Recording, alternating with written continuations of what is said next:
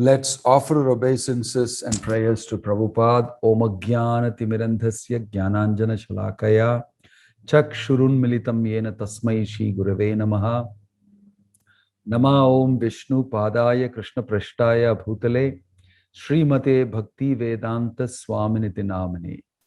Namaste Saraswate Deve Gauravani Pracharine Nirvishesha Shunyavadi Paschatya Deshatari. Jaya Sri Krishna Chaitanya Prabhu Nityananda Shri Advaita Gadadhar Shivas Adi Gaura Bhakta Vrinda. Hare Krishna Krishna Hare Rama Rama Rama Hare Hare. Can you hear me well enough? Yes, Maharaj. Yes, Maharaj. Okay. Yes, Maharaj. Fine. So let's go into the valley of death. In this chapter, Krishna is explaining what happens to the yogis, what happens to the karmis, what happens to the jnanis when they die. Because they are not depending on Krishna.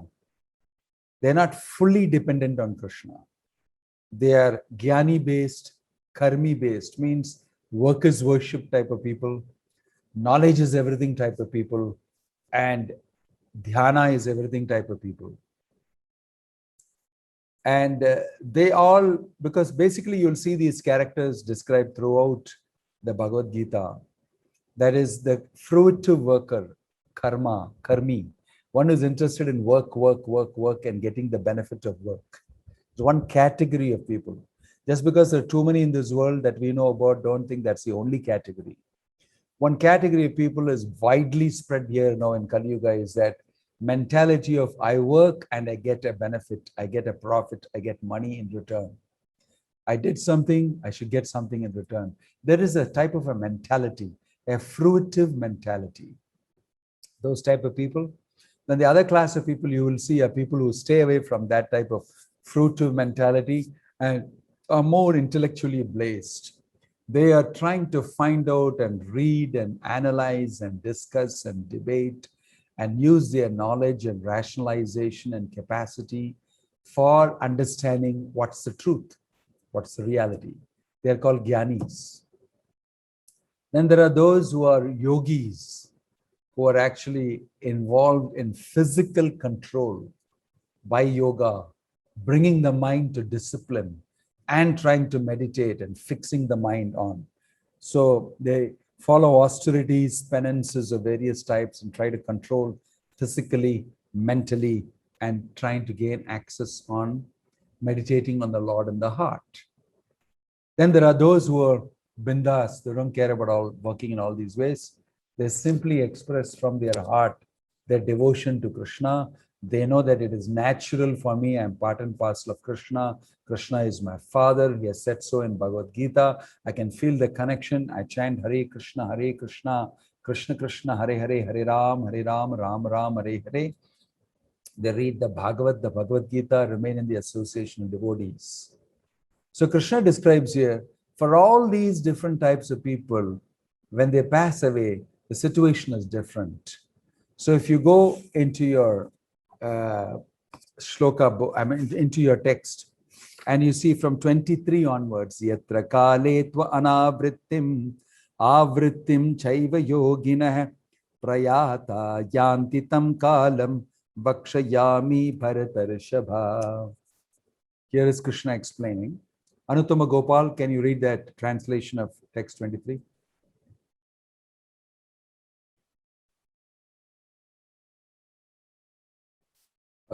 Can you hear him?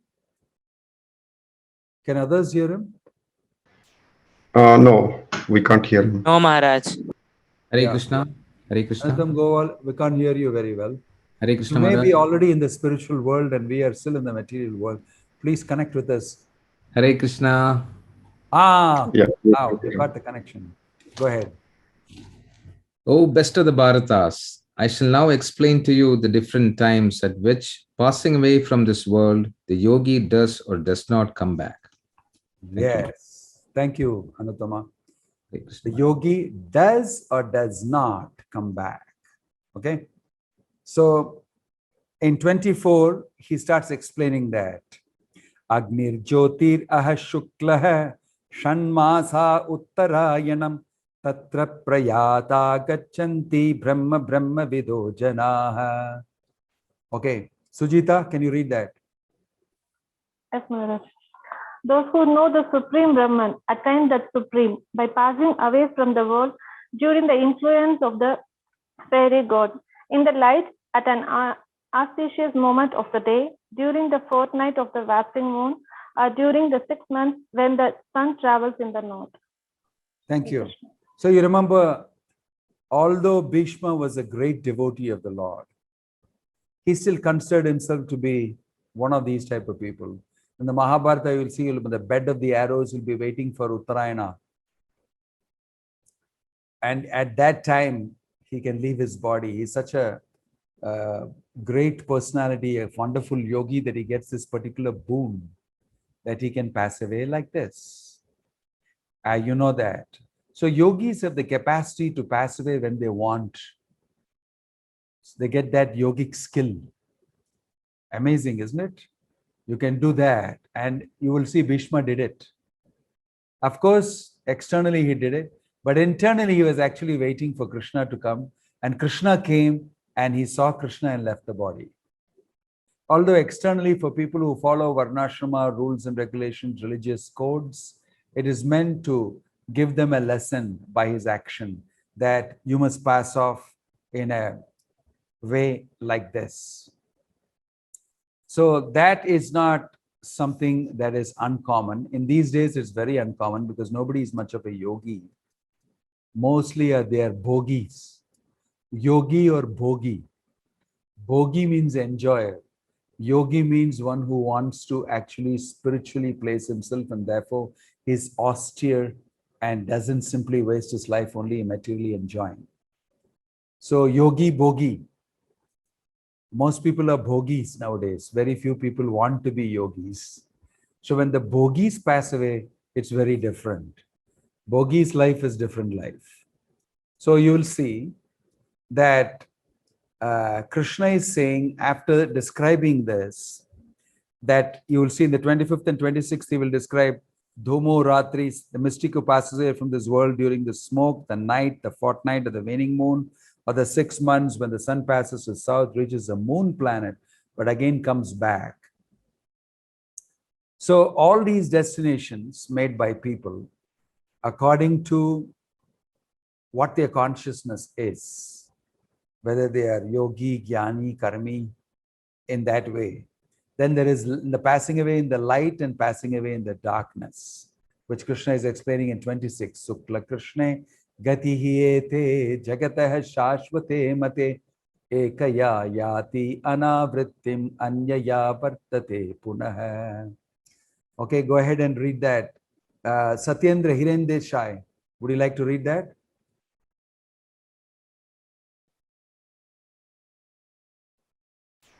Yes, Maharaj. According to Vedic opinion, there are two ways of passing from this world, one in light and one in darkness. When one passes in light, he does not come back. When one passes in darkness, he returns. Okay. Hare Krishna. I think it's pretty, I think all of you have started thinking already, boy, it's so complicated. But should I die on a bed of arrows like Bhishma? Or should I die in the bright sunlight or in the late dark night at 12 o'clock? Or on this or that? I'm thinking, oh, it's so complicated. I never knew I have to prepare for all these things. No, actually. Krishna immediately tells Arjuna, Naite stri partha janan yogi muhyati kaschana tasmat sarveshu kaleshu yoga yukto bhava Arjuna. Just like you may be thinking all these things after these explanations, wow, I never knew it's so complicated. Krishna immediately thinks, I know, Arjuna, what you're thinking. You don't have to worry. Why? Because you're a devotee. You're a devotee. So here he says, although the devotees know these two paths, O Arjuna, they are never bewildered. Why? Because they always are fixed in devotion to Krishna, and they're enamored by devotional service and devotion to Krishna. So you must understand that Krishna, as soon as he has given all these descriptions, passing away in the light, passing away in the darkness, passing away in Uttarayana and Dakshinayana, all these different classifications, he immediately consoles Arjuna and says that if you're a yogi, bhakti yogi, actually, you just have to stick around and do your devotional service. Why? Krishna takes care of that. Really, Krishna takes care of that. For a person fixed in devotional service, you don't have to worry whether it's light, whether it's dark, whether it's this, whether it's that. Sometimes devotees pass off in a bomb in Ukraine, or in the sea, or in an accident. And people wonder, why did this happen to him? It doesn't matter how he passes away. He is going back to Krishna. That's the main point is being mentioned here. Light, darkness on a bed of arrows in an accident or bombing in Ukraine or something else, doesn't matter how you get out of this body. That's a matter of detail. Why? It doesn't matter because you're not going to come back here. It matters only if you're going to come back here. If you're not going to come back here, how does it matter how you kick off this body? It doesn't matter. So you'll see sometimes people think that, oh, he's a devotee and he passed away in an accident. So what? Oh, he's a devotee and this is what happened to him. You know, the famous story of, what is that person? That Pandharpur devotee. His bones were discovered by Namadev. What's his name? Forget the name. An amazing devotee was all the time chanting Vittala, Vittala, Panduranga, Panduranga, Krishna, Krishna, Keshava, Krishna, Krishna. Always chanting and chanting and chanting the names of the Lord because he was so much in love with the Lord. You'll see when you enter Pandarinath temple, right in the front is his samadhi. Right at a small place like this. And Namadev made that. Namadev, whenever he used to come, you know, he's another great devotee. He used to love his association, simple devotee he was. Very simple person. How come I forget his name? His name is Chokameda. Okay. Chokameda. Chokameda, he was happily doing, he was a very poor man. I think he was a construction worker. Yes, he was a construction worker. But he was reveled in chanting of the holy name. So one day, they were building something very huge and he was working like hundreds of people together. And that big thing they built crashed. Some mistake, some construction, something, all the bricks and the wall crashed and so many people died. Shokameda also died. And then all wondering, oh, what a destination for a person who is such a wonderful devotee. So they all became morose and some were thinking, no, Vittala has taken him back. No, oh, just he's crushed there here and we're not able to go and see him also. We can't retrieve the body. Why is it like this? Like that. Then Namadev comes there. And they all tell him this what happened. And then he said, no, we can get him. How will you find out so much? He said, no, there's something special about Chokameda. Go and look for him, you'll find him. So they all went together along with Namadev. Namadev went around looking. Said, turn this round, turn this way, turn this. And he went and he said, hold, listen. Listen carefully. There was a sound of Vittala, Vittala, Vittala, Vittala, Panduranga, Panduranga, Pandarinatha, Panduranga, Vittala, Vittala, Vittala, Vittala, Krishna, Keshava, Krishna, Keshava. Then he said, can you hear? They said, yeah, very dim. He said, move ahead, move this rubble, move this rubble. It became louder and louder and louder. And then they saw for so many days it's been lying there. And they saw that there was only bones. And on the stones, the bones were dancing. Vittala, Vittala, Vittala, Vittala, Panduranga, Panduranga. So here he is, Chokameda. His bones were chanting the names of the Lord. And Namadev said, take him. And they collected all those bones and remnants. And they brought in front of the temple, and that's where you'll see the samadhi is there. The bones and all that put together there. Namadevan said, he is gone to Krishna. He's so powerful a devotee, Krishna has taken him back. If gate may have crashed, the wall may have crashed. But the rest of them may not have gone back. They were not devotees. But this person, I know, has been taken back by Panduranga, Pandarinath. And even his bones are chanting Hare Krishna. What is left also is chanting Hare Krishna. What I have to say about the soul who is involved in chanting Hare Krishna? Definitely he's gone back. Definitely he's gone back. Such a wonderful story this is. So devotees, Krishna is saying, don't worry. Even if you die in a big wall crash in a construction site or in an accident or in a bomb, it's not the same thing for you. It is just an excuse to leave the body. After that, I look after you. Right? Isn't it amazing that if you're a devotee, what will happen to you? So read this quote that Prabhupada is saying in the purport. I just picked it up from the purport. There's a devotee experiences death in a different way. And an ordinary karmi person or a materialistic person experiences death in a completely different way. It's diametrically opposite. A devotee sees death as Krishna coming to him. And a non-devotee sees death as horrible stuff coming to him. Prabhupada gave a very brilliant example. He said that in the mouth of a cat, how is the rat feeling? And how is the kitten feeling? It's the same mouth. You know, the cat holds the kitten by its neck. And then the kitten is very least bit afraid. It's purring around and meow and very happy. Mom is taking me for a ride. She's carrying me from one place to the other and is the least bit bothered. Why? I am under the care of my mother. I don't have to worry about anything. But the same jaws also hold a rat. What's the rat feeling? The rat is feeling finished and trying to struggle out, scream and damn scared. It knows the jaws of the cat. I'm finished. I'm dead. I'm gone. The same jaws, different feeling.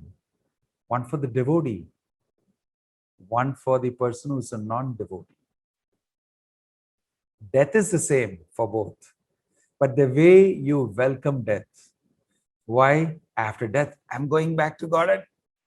I'm going to join Krishna. See, Chitraketu becomes Vritrasura in the Bhagavatam. Is a very beautiful tale.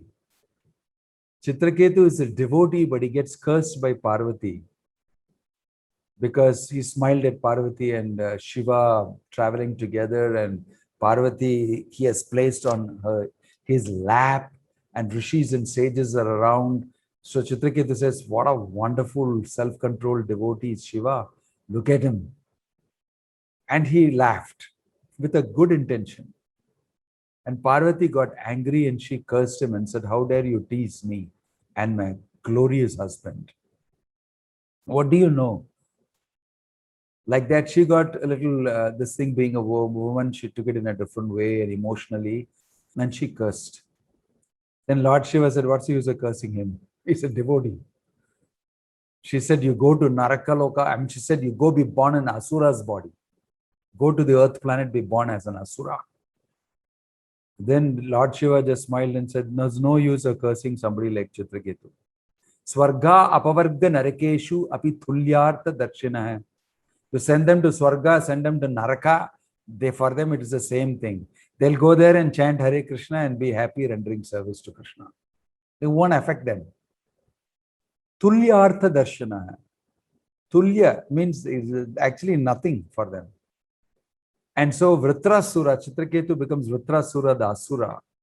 And Indra is tormented so much. And a big story is that finally Indra gets a weapon made under Vishnu's advice. out of bones of Dadichi, and he knows that he can kill. So he's coming up. Who is that? Indra. And Indra is supposed to kill him. He's got the weapon to kill him. So Vritasura is saying, go ahead, kill me. Use the weapon and kill me. Why don't you kill me fast? Because I'm going back to Godhead. I'm going to go back to Godhead. But you are going to kill me and enjoy this kingdom, and Ramba, Kilottama, Menaka will come and dance for you, and you'll drink Somarasa. You have a long way to go. Why don't you kill me fast? So Indra becomes very deeply irritated. And it's such a powerful conversation that Vritasura is saying, go ahead, kill me. I'm pleased. I'm just waiting to die because Krishna is waiting for me. And Indra feels, I will kill him and I will suffer and he'll go back to Godhead. And he feels so bad because Vritasura said, you made a mistake about the way you can use your facility.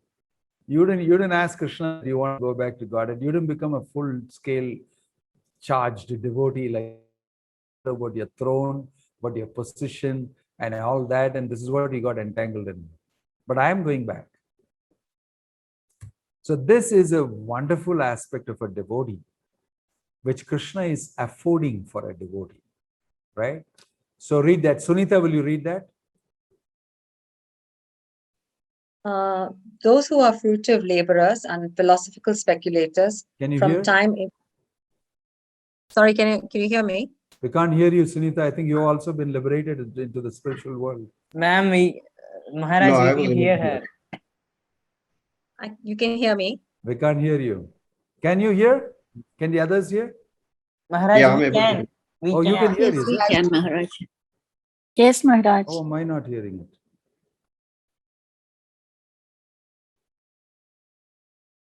Go ahead, I can't hear you. Okay. Those who are fruitive laborers and philosophical speculators from time immemorial are constantly going and coming.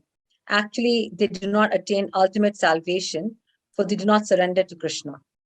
I'm done.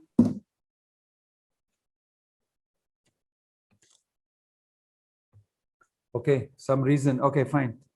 Got you. Thank you, Sunita.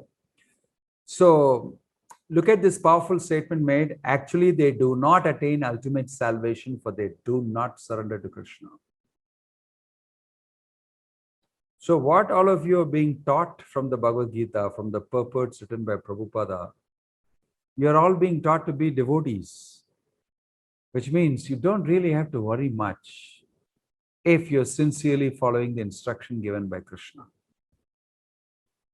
And that instruction in this day and age, given by that same Krishna as Chaitanya Mahaprabhu, and coming in the line of great acharyas, coming from Prabhupada, is that you chant Krishna's names, Hare Krishna, Krishna Krishna, Hare Hare, Hare Ram, Ram Ram, Hare Hare. Read the Bhagavad Gita. Very carefully, scrutinizingly understand these things. Deliberate on it, discuss it, become convinced of it, and render service to Krishna. And become a devotee. Manmana bhava madbhaktaha madhyaji mam namaskuru. Krishna is giving madhyaji mam namaskuru. Offer namaskaram to me. Madhyaji, worship me. Manmana bhava madbhaktaha, become my devotee. If you actually do this, you will lose fear of death. This is what happened to Parikshit Maharaj. Parikshit Maharaj heard the whole Bhagavatam for 7 days because he was cursed to die in 7 days. And he asked all these questions of Shukadeva Goswami. And at the end of hearing all these pastimes, getting all his questions answered, he was exhilarated. He was so highly placed in Krishna consciousness. And then he said in the end, let that snake bird called Takshaka or whatever they want to call come and bite me. I'm already fixed in Krishna. Nothing can happen to me. He said this. It's a sloka in the Bhagavatam that says, let that snake bird come and bite. So what? He was so confident. So a devotee becomes confident. I am the servant of Krishna. I am a devotee of Krishna. I love Krishna. I like to serve him. I have a relationship with the Lord. Why I have to worry about death? Right? Why I have to worry about death? That becomes the wonderful, amazing mental makeup of a devotee.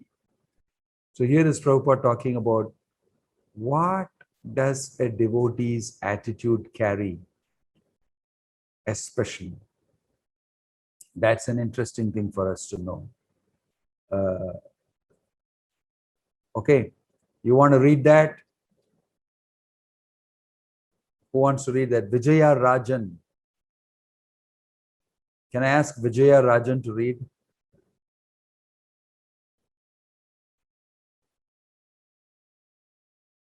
Is Vijaya Rajan there?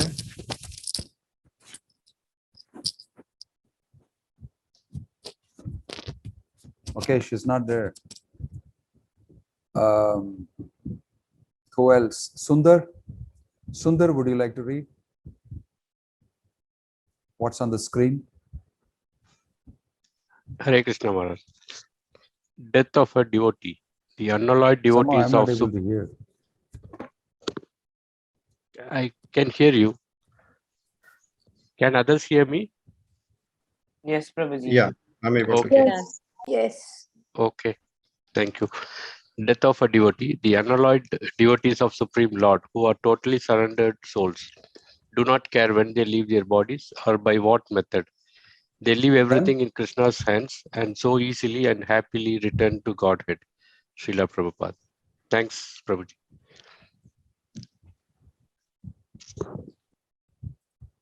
Is it done? Okay. I don't know what Yeah. happened all of a sudden. So, do not care when they leave their bodies or by what method, whether it's by accident or by Ukraine bomb, or it is by natural death or in a hospital. They leave everything in Krishna's hands. And Krishna takes them back to Godhead. This is a guarantee. In Prabhupada's life, you can see that his last days was very, very deeply moving. It's very deeply moving. All other devotees, his disciples, were seeing how wonderfully leading a life filled with sacrifice for Krishna, he showed how to pass away from this world by dying. Actually, we can never say a devotee dies, because Krishna says those who die come back. Jatasya hi dhruvo mrityur, dhruvam janma mritasya cha, tasmat apariharyam arte natvam sochitum arhasi. Why are you worried? Because one who dies will come back. He'll be born again. And when he's born again, will die. But a devotee is not dying. He's going back to Godhead. He'll never come back here again. He'll never accept a material body. He won't have to suffer all these, problems, birth, death, old age, disease, and all that. He is actually living. That's why he's gone into samadhi. We never say a devotee dies. We always say that he's gone back to Godhead. He is finished with the material realm. It's a very amazing statement. So there is no death for a devotee. Just like I told you about Parikshit Maharaj. So in this chapter, Krishna is speaking a lot about these things. A deep understanding of what death is actually, and how to face it, and how a devotee actually faces it. Okay? Yeah, Devaki, would you like to read this?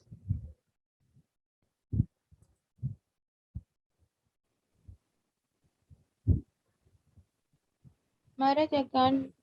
Yes, Maharaj.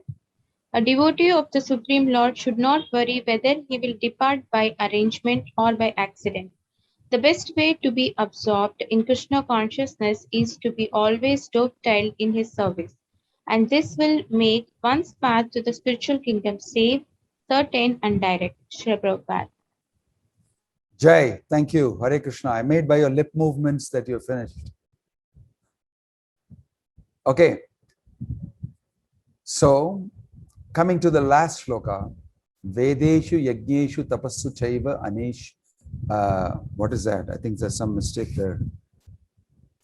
Daneshu. I'm sorry. Daneshu Yat Punya Phalam Pradishtam Atyeti Tat Sarvam Idam Viditva Yogi Paramstanam Upaiti Chadyam. I will read this translation. A person who accepts the path of devotional service is not bereft of the results derived from studying the Vedas, performing austere sacrifices, giving charity, or pursuing philosophical and fruitive activities. Simply by performing devotional service, he attains all these, and at the end, he reaches the supreme eternal abode. See how Krishna concludes. He tells Arjuna, don't worry, you're a devotee. And then he's saying that whatever they do, great austerities, penances, and all those things, don't think by doing Bhakti Yoga, you're not getting the benefit for all that. Everything is included in Bhakti Yoga. All benefits, all perks, everything is included. The path of devotional service contains the benefit for reading the whole Vedas, performing sacrifices, doing penance and tapasya, giving dana, or pursuing knowledge. Simply by doing Bhakti Yoga, you'll attain the result of all these, and the bonus is you'll also go back to Godhead. A very powerful statement made by Krishna, finally, saying, all these things and more you will get if you perform devotional service to Krishna. I don't know how people read the whole Bhagavad Gita and come to some other conclusion that we should do Gyan, we should do that, we should do this and everything. This purport of Prabhupada is very enriched with a lot of points, and I hope you have read it. If you have not read it, please read it. Prabhupada speaks about the Vedic way of life for perfection. That is a gradual step. That is Varnashrama, how a brahmachari studies the Vedas and becomes a man of perfect character. How a grahastha performs sacrifices and he achieves further enlightenment. How a vanaprastha retires from his grahastha life and he undergoes penances and etc. etc. Then how a sannyasi, samnyasa, gives up everything and then completely engages in the service of the Lord.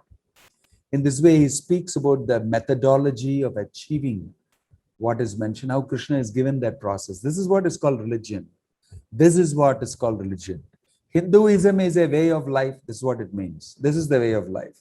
The way of life leads to Krishna, pure devotion to Krishna in Bhakti Yoga. So Prabhupada is saying there, by carrying out the orders of brahmacharya, householder life, vanaprastha, and finally sannyas, one becomes elevated to the perfectional stage of life. Then he says the beauty of Krishna consciousness, however, is that by one stroke, by engaging in devotional service, one can surpass all the rituals of the different orders of life. Even brahmacharya, vanaprastha, this thing, that thing, you don't have to go through it strictly. If you simply engage in devotional service, bhakti, directly. That's the meaning of Krishna saying this, yajneshu chaiva, all this yajna and all that which you're supposed to do, various religious duties, that, this, rituals, karmas, all that stuff, everything can be set aside if you worship Krishna, chant Hare Krishna, become a devotee. Everything is replaced by Krishna conscious devotional service. Therefore, Prabhupada speaks, the devotee's way of life for perfection, for Kali Yuga especially, is you're reading the Bhagavad Gita. So Prabhupada says, learn the Bhagavad Gita from a devotee. That's what you're trying to do now. Devotee association.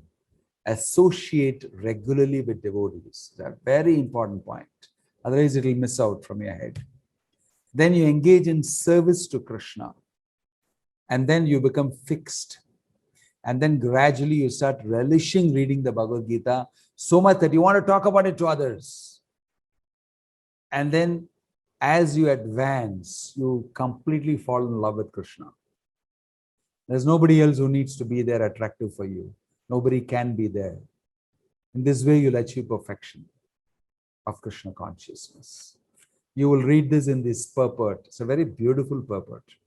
As if you have not read it, please read this purport. And it explains everything that you need to know about Krishna consciousness and how beneficial it is to human beings, especially in Kali Yuga, to take this process and do it. What to speak of death? You become successful in every way.